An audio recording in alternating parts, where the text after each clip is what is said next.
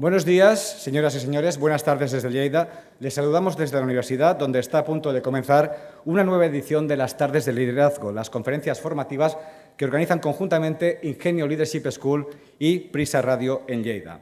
Hoy tenemos con nosotros a Araceli Mendieta, toda una experta en comunicación, en gestión positiva de los conflictos, en coaching de equipos y en cambio y desarrollo organizacional y en potenciar el clima laboral. De su currículo formativo podemos destacar que es licenciada en Psicología, máster en Dirección de Recursos Humanos, Executive Coach y Coach de Equipos y dispone de la certificación internacional en Coaching con Código Nuevo de PNL. En el ámbito profesional es directora y fundadora de Alma Consultores y además es miembro de Sol España, así como de las plataformas Top 10 Management y Ingenio Experts. Como ven, tenemos con nosotros a toda una autoridad en el crecimiento y en el desarrollo de las personas y de las organizaciones. Y hoy nos enseñará a detectar, integrar y potenciar el talento colectivo. Les dejo ya con la conferencia Liderar equipos de éxito. Con todos ustedes, Araceli Mendieta.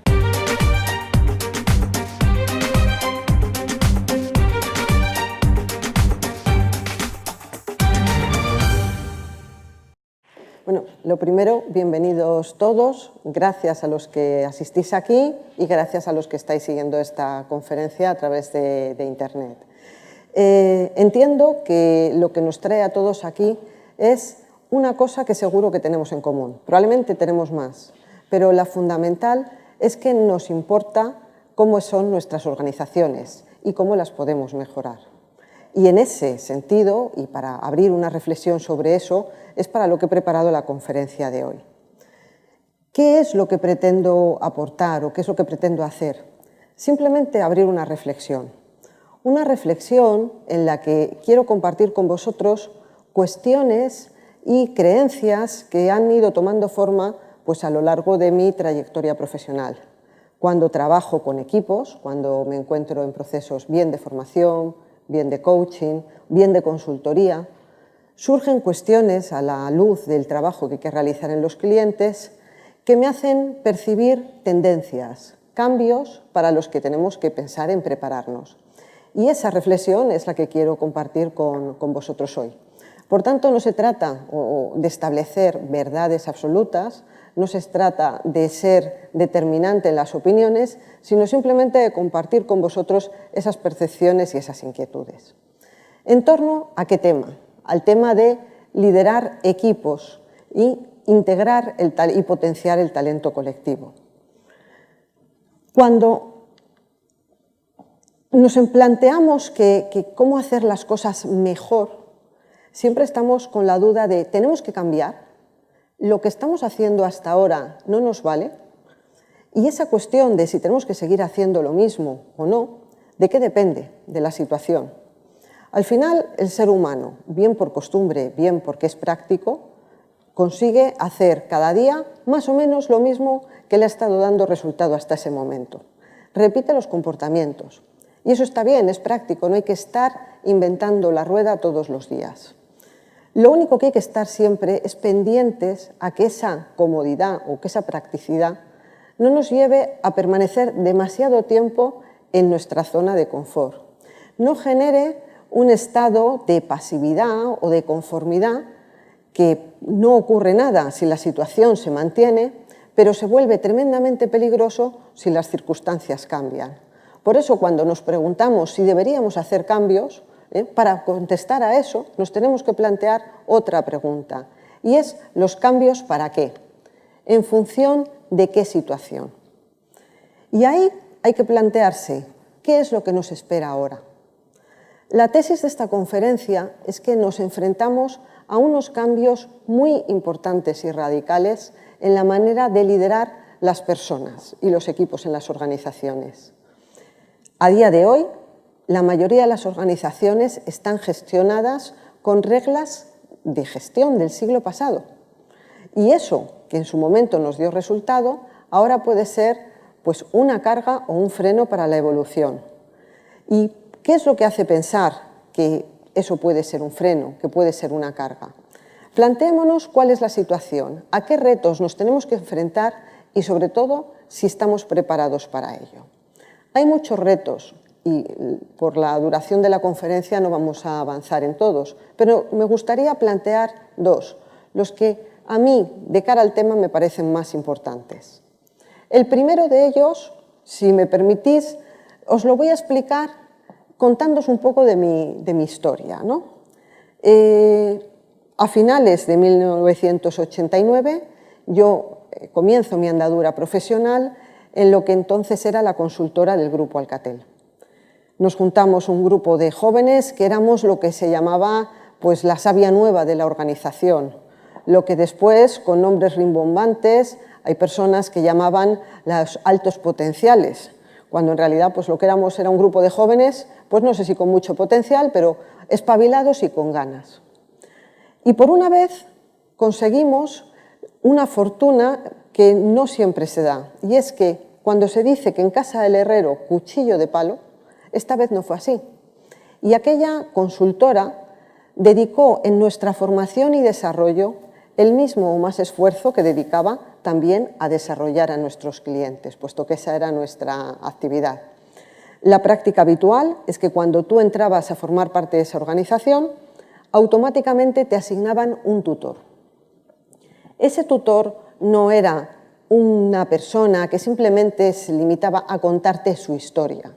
Era alguien que tenía que preparar un plan específico para ti, con aquellas actividades que consideraba interesantes para que adquirieras habilidad que ibas a aplicar inmediatamente, también para que te situases con más rapidez sobre el terreno y, por supuesto, para transferir todo ese conocimiento. Y si me dan a elegir entre una lotería o repetir ese pasado, probablemente elegiría repetir ese pasado, porque fue un privilegio el que tuvimos todos de estar formándonos de la mano de personas con mucha más experiencia que nosotros. Solamente había un campo en el que inicialmente teníamos una ventaja, y era en el tema de la informática. Sin remontarnos a la etapa de los picapiedra, lo cierto es que cuando yo empecé a trabajar, ahí había pocos ordenadores, y había pocos ordenadores no por falta de medios, sino porque simplemente éramos pocos los que los sabíamos manejar. Pero de nuevo, como era una empresa que invertía en formación y desarrollo, en unos pocos meses también esos compañeros adquirieron habilidad y esa pequeña ventaja o esa pequeña diferencia pues pronto quedó superada. Después seguí teniendo suerte y aunque dejé la empresa y estuve en otras organizaciones, siempre he sido una privilegiada en una cuestión, y es la cuestión de los jefes. Siempre he tenido buenos jefes de los que he aprendido. Y me duele mucho cuando oyes a las personas pues, hablar de sus jefes con dolor, con antipatía, viviéndolos como si fuera una cruz, porque el que ha tenido la fortuna, como yo, de vivir lo contrario, sabe lo que eso significa. Y una vez me decía una asistente a un curso que un jefe bueno te puede formar y un jefe malo lo que hace es que te deforma. Por eso, para aquellos que tengáis responsabilidad en la dirección de equipos, esa es una de las cosas en las que tenéis que pensar en aportar más valor, en cómo podéis estar ocupando del desarrollo de vuestra gente, qué experiencias les proporcionáis en el día a día para que se desarrollen. Yo muchas veces me encuentro con que me dicen no puedo delegar porque mis colaboradores todavía no están maduros. Y les pregunto, anda, ¿qué tienes? ¿Melocotones a tu cargo o personas? Porque es que las personas no es fruta, no hay que ponerles al sol a ver si van cogiendo colorcito. A la gente hay que desarrollarla y hay que dedicar intención, esfuerzo y medios en hacerlo. Y bueno, pues con esa evolución en la que fui aprendiendo cosas, vamos a hacerlo corto y nos vamos hasta anteayer para hablaros de este reto. ¿Qué ocurrió anteayer? Pues que gracias a mi hija de 16 años entré en el mundo de Twitter. Yo me había resistido con uñas y dientes a ingresar ahí, pero realmente podría decir que ella lideró ese cambio. Se sentó conmigo y me dijo, mamá, no puede ser, esto tienes que hacerlo y yo te voy a ayudar. Y se sentó conmigo, empezó a mover casillas, a dar opciones, incluso a retocar las fotografías, aconsejándome las buenas, las malas. Y bueno, pues en un rato quedó hecho. Ni qué decir tiene, y todos los que tengáis hijos os podéis imaginar el orgullo que pude sentir de ver con qué facilidad, con qué ese punto de gracia que tiene el que domina una materia, pues estaba haciendo todo aquello. Y además era consciente que si yo lo hubiera hecho sola, eso a mí me había costado pues como 4 o 5 horas. Y eso me recordó a lo que escuché en una conferencia ya hace varios años, y es el reto que nos planteamos. El ponente decía, somos la primera generación que nos enfrentamos al reto de educar a unos hijos que en muchos aspectos nos superan. Son más listos que nosotros. Y eso, en el ámbito familiar, no es ningún problema. Orgullo del que te hinchas y del que disfrutas pensando que has hecho una inversión durante unos años y que empiezas a recuperarla. Pero ¿qué ocurre cuando eso pasa en la empresa? Cuando la situación es que las personas que tienen responsabilidad jerárquica se enfrentan a una generación nueva y que les supera. Ahí ya no hay orgullo, ahí hay tensión. ¿Y qué decir del miedo? Y eso es así. Durante un tiempo van a estar conviviendo en las organizaciones profesionales del siglo pasado. Pero que es que no estamos hablando simplemente de un dato del calendario, es que realmente hay un cambio cualitativo entre unos y otros. El primero del que se ha hablado mucho es el que ellos son nativos digitales y nosotros no. Podremos hacer, como hicieron mis antiguos compañeros, un esfuerzo, ponernos las pilas y llegar a dominar la materia. Pero, obviamente, de entrada ya ahí tienen un terreno ganado. Pero ese no sería el problema, sino que la cuestión fundamental está en la educación. Nosotros, sin haber llegado al extremo de nuestros padres y abuelos que hablaban a sus padres de usted, hemos sido educados todavía en un modelo en el que la jerarquía era respetada. Y además la entendíamos. Entendíamos que una persona, simplemente por el hecho de ocupar una posición, podía tener una autoridad que hacía que sus decisiones o sus palabras tuvieran que ser tenidas en cuenta. Igual no las compartíamos, pero se acataban. Yo creo que para bien nosotros no hemos educado así a nuestros hijos y nos encontramos con que ahora hay unos profesionales que no entienden el concepto de jerarquía y consideran que la única autoridad que posee una persona es la que le da su criterio, la que le da su coherencia, sus palabras. Y eso es más difícil, porque claro, cuando uno ha podido basar durante años su autoridad simplemente como en el ejército, por el número de estrellas que se ven en tu gorra, es muy fácil. Pero ¿qué pasa cuando cada día eres medido por tus actos? Y están buscando en qué medida eres digno de ocupar esa posición, entre comillas, jerárquica superior. Por otro lado, nuestra manera de relacionarnos normalmente ha sido cara a cara, y la de ellos no. La de ellos es una manera en la que, además del cara a cara, también tienen encuentros a través de Internet con mucha gente. A mí me maravilla cómo un simple programa de televisión de repente es comentado en un grupo de WhatsApp por, no sé, un grupo de 15 niños. Se convierte en una tertulia. Eso que decían que la comunicación a través de Internet pues iba a empobrecer las relaciones, desde luego en lo que yo he podido apreciar no ha ocurrido tanto. Ha cambiado y en muchos casos ha ampliado. Y esa costumbre que tienen de comunicarse a través de Internet, también de tener muchos centros de interés, les capacita para trabajar en un entorno que es el actual. Las organizaciones ahora cada vez son más planas, ya no hay niveles jerárquicos y se trabaja mucho por proyectos. Y para eso ellos están preparados, porque están habituados a ese trabajo en red y a la colaboración. ¿Y qué decir de los equipos remotos? Cuando estamos con equipos de colaboradores a los que pueden estar en el otro extremo del mundo. Eso entra en el natural de su forma de relacionarse. De manera que, como vemos, no se trata de una cuestión de edad, sino se trata de que si tenemos que estar al mismo nivel que ellos, tendremos que espabilar en una serie de competencias que ellos ya traen de serie, para también incorporarla a nosotros. Por otro lado, hay otro reto, que tiene que ver con la diversidad cultural. Y la diversidad cultural por dos factores. Uno, el de los países. Ahora mismo, cualquier organización tiene contactos comerciales con empresas del otro lado del mundo, bien sean proveedores, bien sean clientes, bien sean aliados. Eso es algo que está en el día a día. De la misma forma que encontrarnos a una persona de otro país en una organización, lo que antes era algo exótico, era una anécdota, ahora mismo es normal. Y también nos obliga a un esfuerzo por entender a esas personas que no comparten nuestros mismos valores.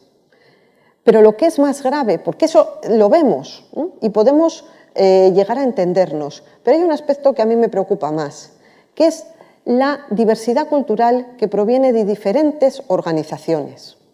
Cada vez hay más fusiones, adquisiciones, integraciones de empresas. ¿Y para qué se hacen esas fusiones e integraciones? Se supone que para mejorar, para conseguir lo mejor de ambas organizaciones. ¿Y cuántas veces se consigue eso? Y lo que tendría que ser un beneficio, lo que nos lleva es al contrario, nos lleva a tener problemas. ¿Y qué es lo que hace que tengamos problemas? Pues simplemente que no se le ha dedicado atención. La empresa ha puesto su foco en establecer los contratos, ha puesto su foco en la parte del dinero, ha puesto su foco en cómo armonizar los sistemas de gestión, los procedimientos. ¿Y a qué no le ha dedicado la más mínima energía? A integrar a las personas. En mi experiencia, resulta triste cuando muchas veces estás viendo organizaciones que están gastando un dineral en, por ejemplo, implantar SAP. Bien, yo no digo que SAP sea malo, pero ¿realmente un sistema de gestión le va a dar el éxito a una empresa? Yo creo que no. Podrá facilitar las cosas, pero el éxito, ¿quién se lo va a dar? Se lo va a dar un equipo que esté integrado, cohesionado, alineado y motivado. Y sin embargo, cuando vas a hacer acciones de formación y de desarrollo con ellos, te encuentras como en un mercado persa, en el que frente a los recursos económicos que se ha dedicado a la parte técnica, pues parece que un duro invertido en trabajo en equipo, pues duele.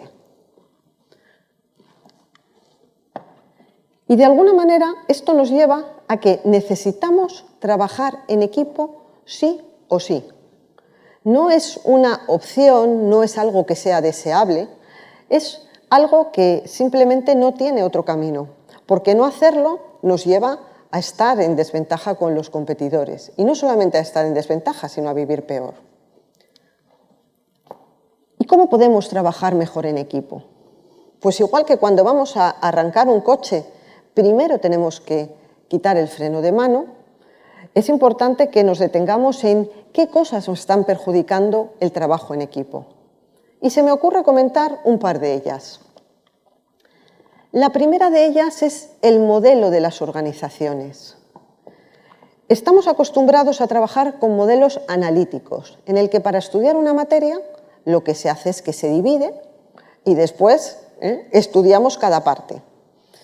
Pero eso resulta lo mismo que romper un espejo. Tú rompes un espejo, luego lo vuelves a pegar y ya no te ves lo mismo. Eso es lo que ha ocurrido cuando se ha querido hacer una hiperespecialización y las funciones han tomado vida propia e independiente de las demás. ¿Eso a qué nos ha llevado? Aparte de perder la visión global, de manera que hay medidas en una área de la organización que están perjudicando claramente a otras, también nos está llevando a la guerra de poder. Y esa guerra de poder que ya se da en el primer nivel de la organización. Yo suelo preguntar muchas veces, ¿en tu organización el comité de dirección es un equipo? ¿Por qué se llama comité de dirección y no se llama equipo? Porque normalmente no es un equipo, como lo entendemos. ¿Eso además a qué ha contribuido? Pues otro aspecto, y es cómo hemos estado gestionando el talento. Y se ha gestionado también de manera fragmentada, de manera individual, con planes de evaluación del desempeño en el que ha tenido una preponderancia los objetivos individuales, con programas de detección del potencial en el que se ha buscado a aquellos individuos que destacaban. Bueno, y ahora estamos haciendo eso y queremos de repente que surjan los equipos de la nada. Es imposible. No podemos andar en aquella dirección y pretender llegar a esta otra. Entonces, todo ese camino lo tenemos que reandar, pero esta vez bien. Otra carencia es la capacidad para entender a las personas. Muchas veces en los cursos he oído, lo que le planteas es que tendríamos que ser psicólogos. Pues hombre, una carrera de varios años no, pero desde luego tener unos conocimientos sobre las personas, sobre inteligencia emocional, sobre emociones y sobre personalidad, claro que es fundamental. Y tendría que ser un requisito tan importante como pueda ser un requerimiento técnico. Porque al final lo que nos encontramos es que no sabemos gestionar a los equipos que tenemos. Se dice mucho, falta talento. ¿Realmente falta talento? Yo me encuentro en las empresas buenos profesionales. Lo que falta es equipo. Y sin equipo no hay resultados.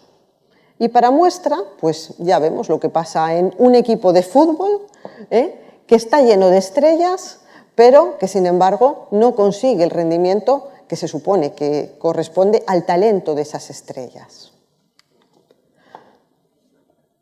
De ahí venimos. ¿Cuál es la solución? Pues tenemos que entender que las organizaciones se rigen por otro modelo, se rigen por modelos sistémicos, se rigen de alguna manera como un organismo vivo y cada parte afecta a las demás. Y cuando seamos capaces de ver esa globalidad, podremos empezar a integrar a esas personas, a esos sistemas y las dinámicas de la organización. También, por otro lado, tenemos que ampliar el concepto que tenemos de trabajo en equipo. Muchas veces identificamos que el trabajo en equipo es algo que atañe a un grupo reducido de personas que se reúnen para trabajar sobre un tema. Pero el trabajo en equipo es mucho más. El trabajo en equipo implica unos valores, unas actitudes y sobre todo unas premisas básicas que es lo que nos permiten hablar de equipo. ¿Cuáles son? Vamos a recordarlas. Al final, lo que determina a un equipo son estas 5 cosas. La primera de ellas es la existencia de una identidad. Yo me identifico como equipo. Y mi equipo no es mi área, no es el departamento de marketing, el de logística. Mi equipo es mi organización.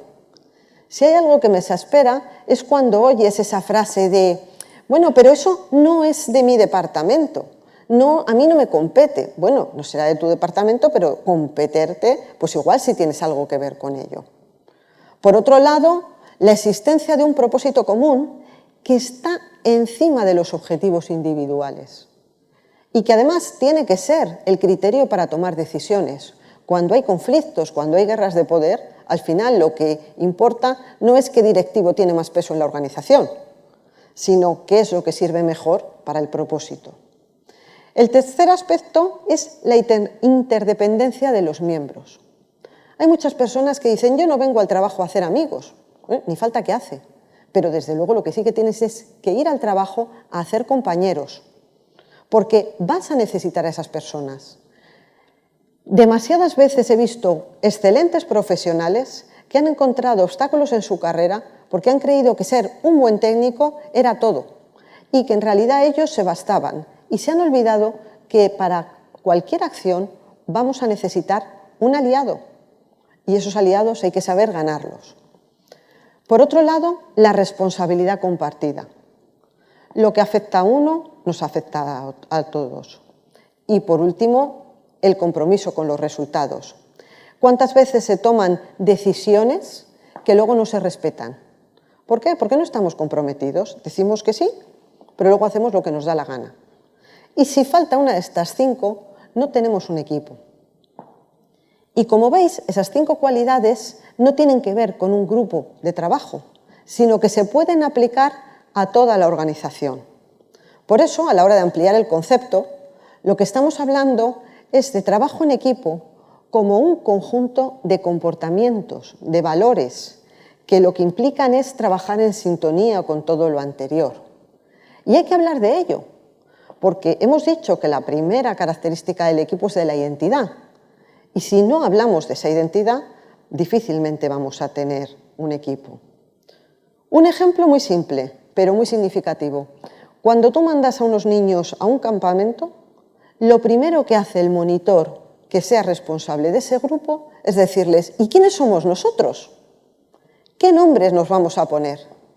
Y todo comienza por identificar quiénes somos, qué es aquello con lo que nosotros vamos a sentirnos identificados. Y luego está la dinámica. Esa parte, vamos a decir, es la voluntad, es lo que queremos hacer, es la música de fondo. Pero luego está la práctica diaria. Y bueno sería que midiésemos nuestros equipos a la luz de estas dimensiones. Estas dimensiones son los componentes que hacen falta para que un equipo desarrolle su labor. No nacen de ninguna teoría, sino simplemente de la reflexión. ¿En qué medida tenemos esa identidad de equipo? Hemos hablado de nuestro propósito, de nuestra misión, de aquello a lo que aspiramos. Y luego, por supuesto, cómo hemos trasladado esto a objetivos. ¿Y cómo nos hemos repartido el trabajo? Fijaros que ahí hablamos de roles, no de puestos.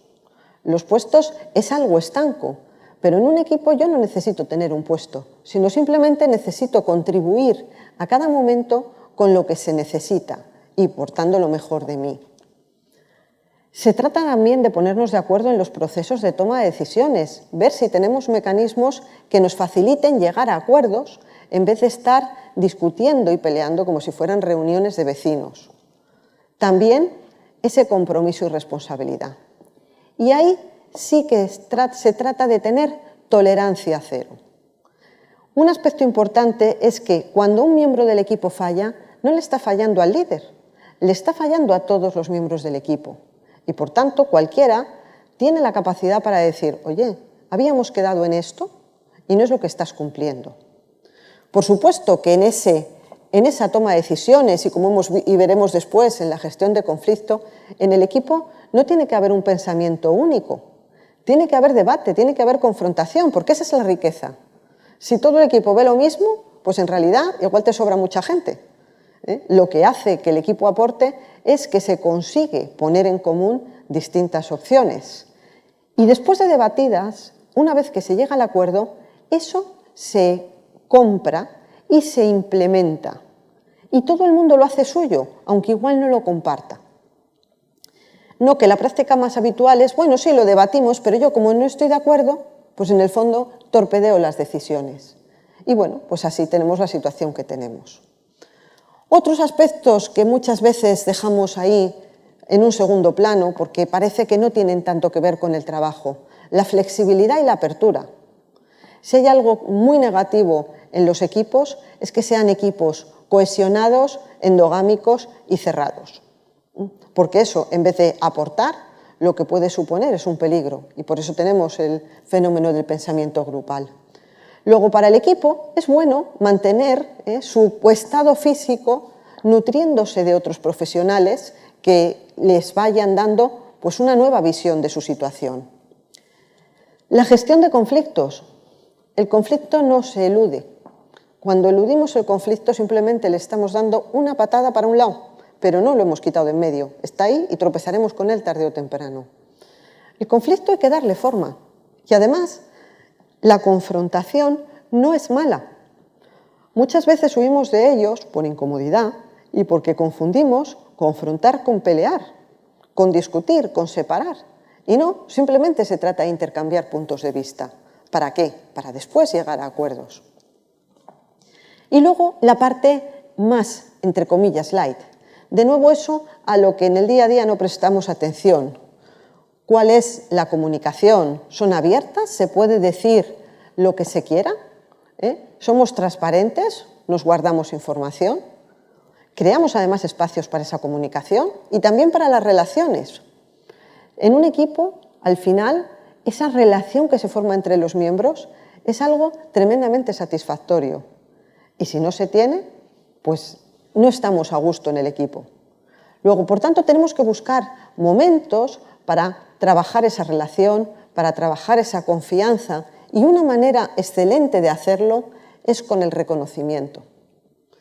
El feedback normalmente tiene más peso en lo negativo, tiene peso en lo que hemos hecho mal y muchas veces enmascarado detrás de un pretendido o pretencioso perfeccionismo. No es que queremos hacerlo mejor, estupendo, pero eso no te impide reconocer lo que ya se ha hecho, porque si no nos encontramos con profesionales que están muy quemados porque hagan lo que hagan jamás van a satisfacer a sus superiores.